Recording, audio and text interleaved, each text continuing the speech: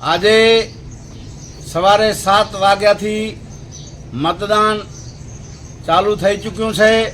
મેં પણ સવારે મતદાન કર્યું છે। આપ પણ આપણા વિકસિત ભારત માટે, શિક્ષિત ભારત માટે અને અખંડ ભારત માટે રાષ્ટ્રના હિતમાં આપ બધા મતદારો બહોળી સંખ્યામાં મતદાન કરો। મત આપણો દરેકનો પવિત્ર ફરજ છે, એટલે મતદાન કોઈ બાકી ના રહે।